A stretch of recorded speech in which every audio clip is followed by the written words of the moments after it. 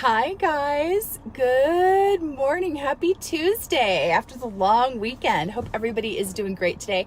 I just wanted to pop on here really quick because I had a little bit of something to share with you. I was at the gym this morning and I was just walking on the treadmill because in full transparency, I got a prescription-based chemical peel yesterday at my friend's place, Bobby Bullock Aesthetics in Boise. She's amazing. And so I couldn't really do like a great workout, but I wanted to make sure that I completed my commitment to movement and to taking time for myself and showing up. So if you guys are here this morning, let me know you're here. Wave at me. Let me know you're listening because I have something to talk to you about.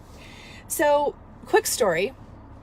I have this great story to talk to you about because it's again about my daughter Lainey.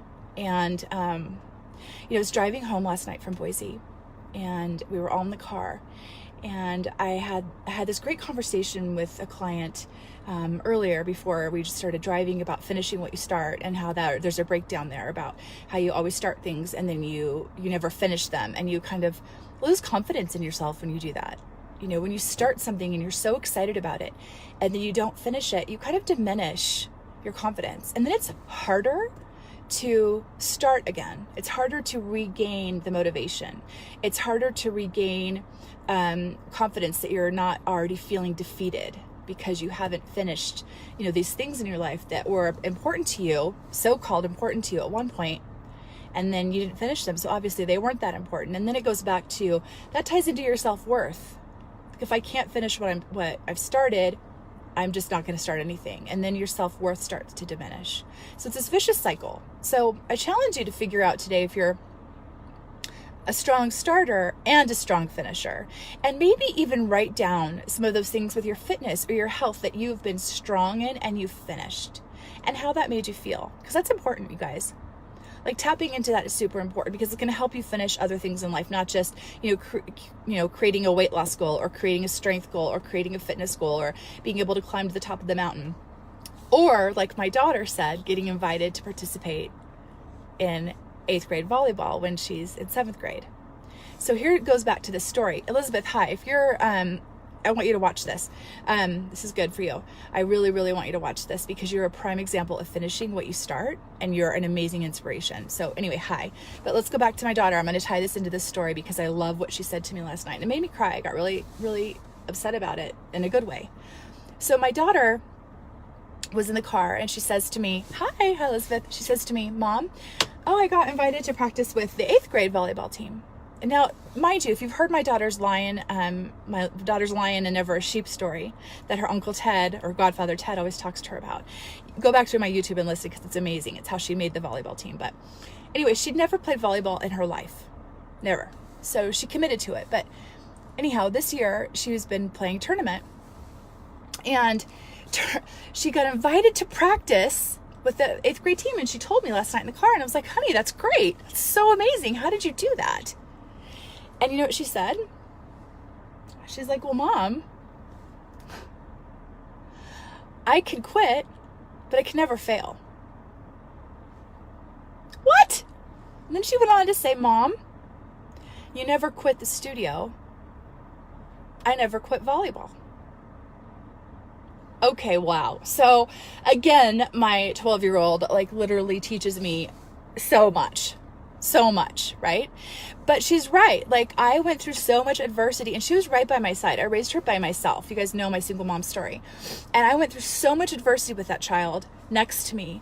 And there was times, you guys, and if you know me, it looked really great on the outside. I did a really good job of showing the world this great face of what the studio was really doing and what it was really like. It was not like that. I remember there were nights I literally slept with my daughter in my studio so that I could get up early enough because she was a baby that I could train a 5 a.m. client so that I could still train 2 clients before I had to get her to daycare. Because I didn't have the money not only to go back and forth between where I was living and in my friend's basement at the time, but I needed to be there early so that I could train the most amount of clients so that I could make the most amount of money so I could pay my staff and pay myself and eat. And she watched me do that. And I finally, after I never gave up on that studio. I never gave up on it. I just kept fighting for it through all the adversity. And the whole time she was watching me. She was watching me finish. She was watching me finish. And now I get emotional talking about it. She's a finisher. What you do, you guys, what you do in your daily life, just every single moment, your children watch you. They watch you. They mimic you. They will become you.